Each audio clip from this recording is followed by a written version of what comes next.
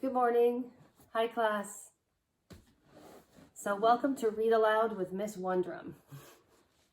So when we had to stop school suddenly, we had just started this book. It's a really good book. It's by Lewis Soccer called There's a Boy in the Girls' Bathroom, one of my favorites. And since we only started a few chapters, I decided to just start over from the beginning. So today we'll start with chapter 1. There's a Boy in the Girls' Bathroom by Lewis Soccer. Chapter 1. Bradley Chalker sat at his desk in the back of the room. Last seat, last row. No one sat in the desk next to him or at the one in front of him. He was an island. If he could have, he would have sat in the closet. Then he could shut the door so he wouldn't have to listen to Mrs. Ebel. He didn't think she'd mind. She'd probably like it better that way, too. So would the rest of the class. All in all, he thought everyone would be much happier if he sat in the closet. But, unfortunately, his desk didn't fit. Class, said Mrs. Ebel, I would like you all to meet Jeff Fishkin. Jeff has just moved here from Washington, D.C., which, as you know, is our nation's capital. Bradley looked up at the new kid who was standing at the front of the room next to Mrs. Ebel. Why don't you tell the class a little bit about yourself, Jeff? Urged Mrs. Ebel. The new kid shrugged.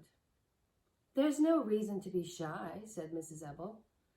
The new kid mumbled something, but Bradley couldn't hear what it was. Have you ever been to the White House, Jeff? Mrs. Ebel asked. I'm sure the class would be very interested to hear about that. No, I've never been there, the new kid said very quickly, and he shook his head. Mrs. Ebel smiled at him. Well, I guess we better find you a place to sit. She looked around the room.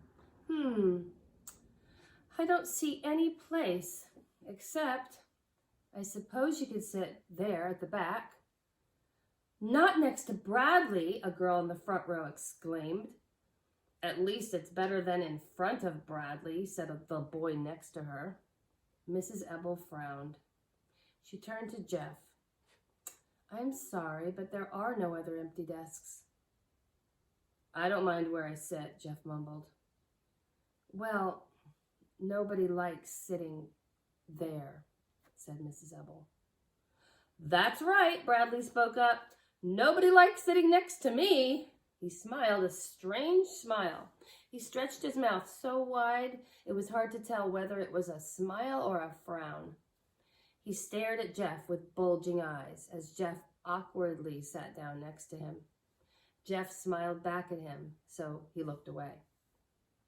As Mrs. Ebel began the lesson, Bradley took out a pencil and a piece of paper and scribbled. He scribbled most of the morning, sometimes on the paper, sometimes on his desk. Sometimes he scribbled so hard, his pencil point broke. And every time that happened, he laughed. And then he'd tape the broken pencil points to one of the gobs of junk in his desk, sharpen his pencil, and then scribble again. His desk was full of little wads of torn paper, pencil points, chewed erasers, and other unrecognizable stuff, all taped together. Mrs. Ebel handed back a language test. Most of you did very well, she said. I was very pleased. There were 14 A's and the rest B's. Of course, there was one F, but she shrugged her shoulders. Bradley held up his test for everyone to see and smiled that same distorted smile. As Mrs. Ebel went over the correct answers with the class, Bradley took out his pair of scissors and very carefully cut his test paper into tiny squares. When the bell rang for recess, he put on his red jacket and walked outside alone. Hey, Bradley, wait up, someone called after him. Startled, he turned around. Jeff, the new kid, hurried alongside him. Hi, said Jeff. Bradley stared at him in amazement. Jeff smiled. I don't mind sitting next to you, he said, really. Bradley didn't know what to say. I have been to the White House, Jeff admitted. If you want, I'll tell you about it. Bradley thought for a moment and then said, "Give me $1 or I'll spit on you." And that's the end of chapter 1. I'll see you tomorrow.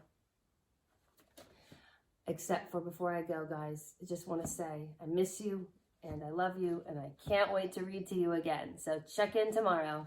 Bye.